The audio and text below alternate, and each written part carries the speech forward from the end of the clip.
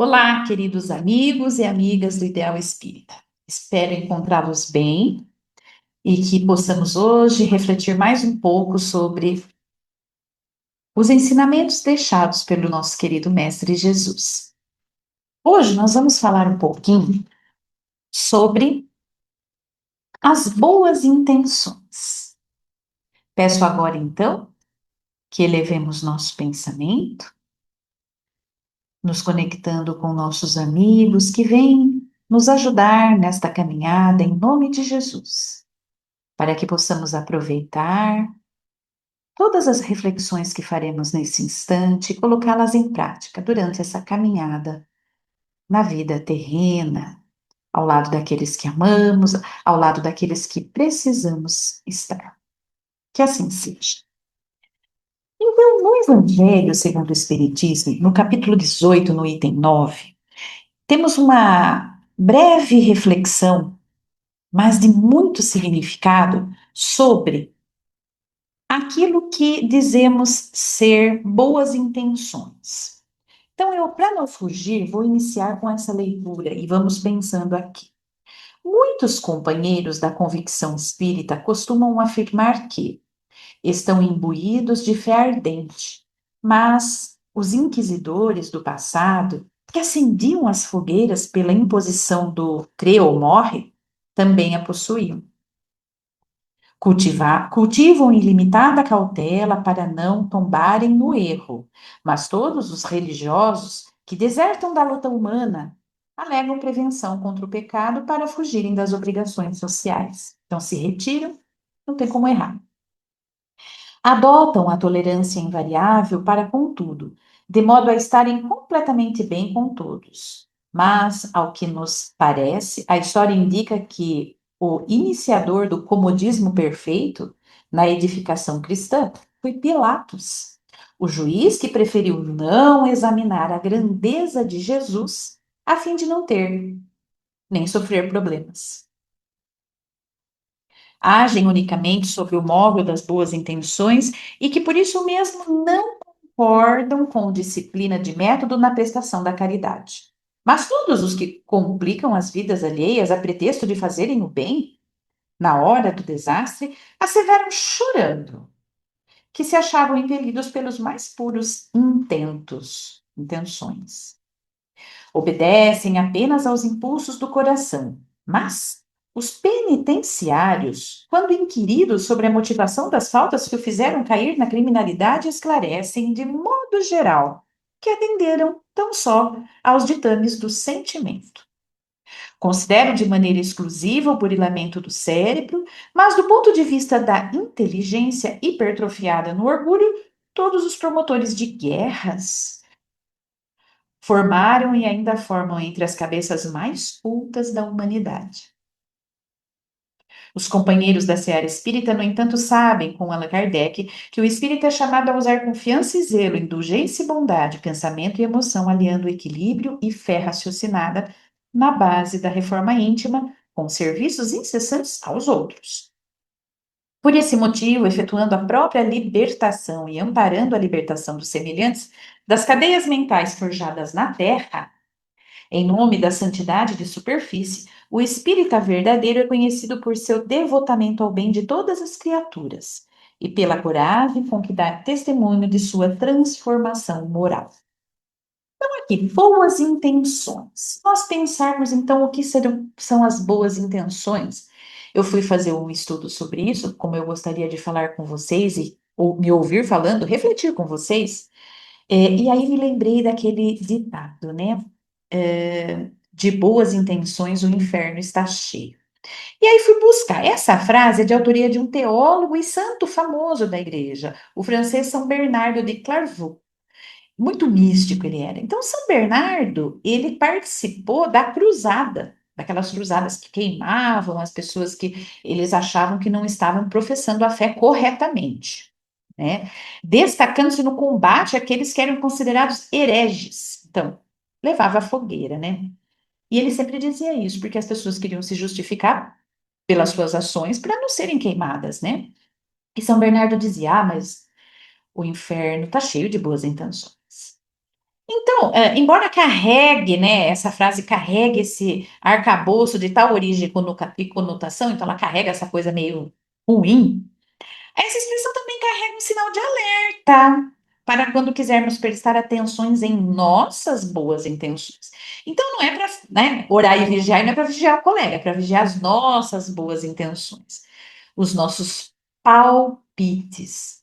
Será que realmente usamos de bom coração, bons sentimentos e queremos acrescentar ao problema do outro ou dos outros que nos cercam um pouco mais de bálsamo e carinho, ou queremos acender mais as fogueiras, né? Sendo enxeridos, palpitando de maneira negativa, trazendo concepções que são às vezes ruins e que vêm conosco desde a infância, sem reflexão, e jogando em cima daqueles problemas, ideias e conceitos que, como diria, fosse bom, seria vendido esse palpite, né? Venderíamos bons conselhos. Será que possui algum valor para ser aproveitado pela outra pessoa aquilo que vamos dizendo?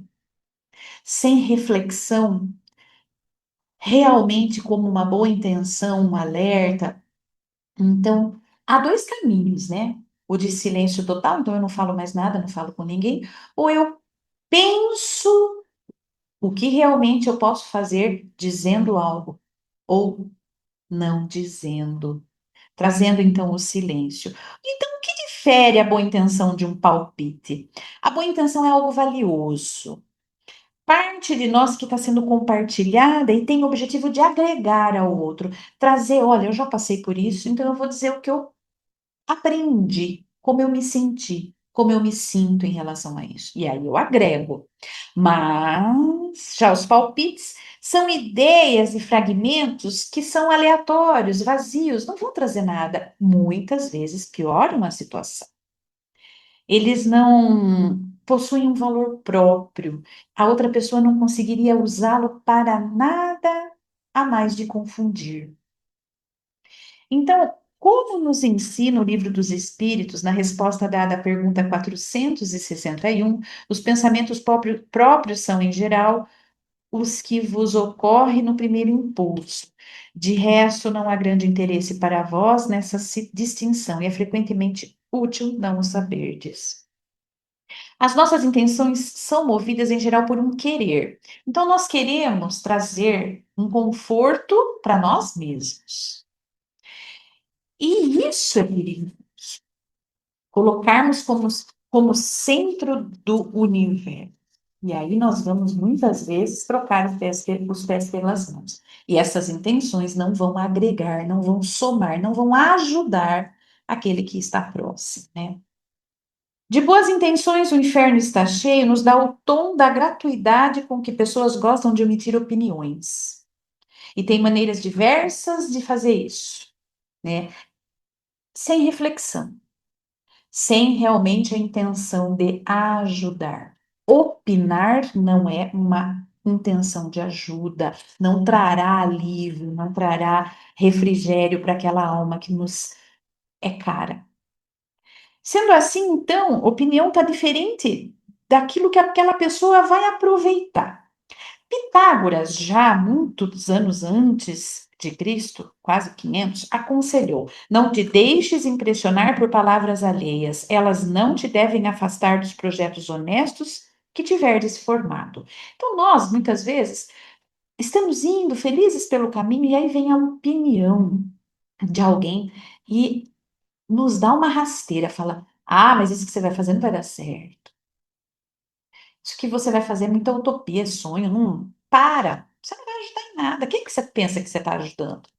E aí a gente trava, interrompe, como se aquilo realmente fosse muito importante, porque somos assim. Nós precisamos ouvir dos outros aquela aprovação. Mas, como disse Pitágoras, olha lá, não te deves afastar dos projetos honestos. Lao Tse, um filósofo chinês de 1500 anos, quase antes de Cristo, ele disse: o homem que sabe não fala, e o homem que fala não sabe. Então, boas intenções é deixar que o outro continue o caminho e aprenda por si. Mas, se possível, e eu faço isso como um alerta muito importante do meu aprendizado por algumas passagens de minha vida e quero compartilhar isso com o meu próximo, isso é uma boa intenção. Dizer, olha, que legal que você está por esse caminho, a boa intenção, o que você vai fazer. Eu encontrei um obstáculo aqui, mas talvez você nem encontre. Mas se você encontrar e precisar de ajuda, eu estou aqui. É diferente de dizer, olha, você vai ter um obstáculo. Então a gente já vai colocando que vai ter o obstáculo, como se nós soubéssemos, né? E é melhor você parar com isso, ou você vai ver, você vai se arrepender, tomando a vida do outro pela nossa. Não é bem assim que as coisas acontecem. Nós devemos estar juntos e não enfrentando as dificuldades antecipadamente, né? Antecipar a vida do outro. Ah, mas eu fiz isso com boa intenção, eu quis ajudar. Então a gente precisa se policiar sobre o que é ajudar, certo? Como todos os nossos atos precisam ser consequentes, melhor será que as nossas boas intenções não preencham nem os nossos infernos pessoais e tampouco o inferno pessoal do nosso próximo. Isso é um trecho do livro De Onde Vêm as Palavras, de Dionísio da Silva. Então, vamos pensar aqui, ó, o nosso inferno pessoal, aquilo que trouxe uma tristeza para nós, então torna-se lema da vida de todo mundo. Não é bem assim, né? As nossas dificuldades, e nós sabemos, estão muito mais ligadas às nossas ações, muitas vezes de vidas anteriores, de coisas que fizemos em outras paragens, em outros momentos, em outras consciências, né? Terrenas. Nesse instante, eu colho muitas coisas que fiz em outras existências e nessa também, muitas vezes dessa existência. O que difere aí a vida do outro. Então, interferir dizendo que tinha boa intenção e queria ajudar, precisa carregar essa reflexão. Então, quanto é que é meu, quanto é que o outro pode ser diferente, o que eu posso ajudá-lo, né? Nós estarmos juntos, olha, eu já passei por isso, se a coisa ficar difícil, eu estou por aqui, já aprendi a me comportar nessa situação. Então, uma situação de uma boa intenção, já que você quer chegar. Agora, olha, vai dar errado. Não é uma boa intenção. Não, eu quis alertar, era minha intenção alertar. Não. Nós devemos permitir, como Deus Pai Criador nos permite, percorrer caminhos tantas vezes quantas necessárias para que possamos aprender. Se Deus Pai Criador nos possibilita isso, quem somos nós a tolher isso do nosso irmão?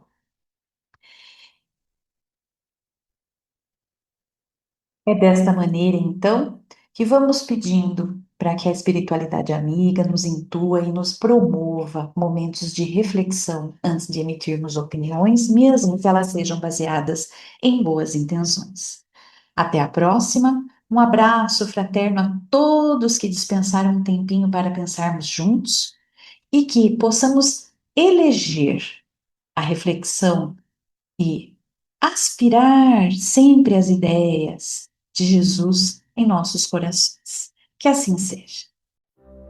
Nesse instante, peço que elevemos o nosso pensamento ao mais alto, nos conectando com todos aqueles que vêm até nós em nome de Jesus. Prece de Cáritas.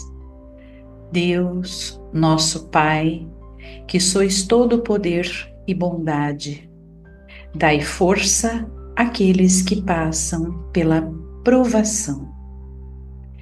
Dai luz àqueles que procuram a verdade. E ponde no coração do homem a compaixão e a caridade. Deus, dai ao viajante a estrela guia, ao aflito a consolação, ao doente o repouso. Pai, dai ao culpado o arrependimento, ao espírito a verdade, à criança o guia, ao órfão o pai. Que a vossa bondade se estenda sobre tudo que criaste. Piedade, Senhor, para aqueles que não vos conhecem, e esperança para aqueles que sofrem. Que a vossa bondade permita aos Espíritos Consoladores derramarem por toda a parte a paz, a esperança e a fé. Deus, um raio, uma faísca do vosso divino amor pode abrasar a terra. Deixai-nos beber da fonte dessa bondade fecunda e infinita, e todas as lágrimas secarão. Todas as dores acalmar-se-ão. Um só coração, um só pensamento subirá até vós, como um grito de reconhecimento e de amor. Como Moisés sobre a montanha, nós vos esperamos com os braços abertos. Ó bondade, ó poder, ó beleza, ó perfeição. Queremos, de alguma sorte, merecer vossa misericórdia. Deus, dai-nos a força no progresso de subir até vós. Dai-nos a caridade pura. Dai-nos a fé e a razão. Dai-nos a simplicidade, que fará de nossas almas o espelho onde refletirá um dia a vossa santíssima imagem. Que assim seja.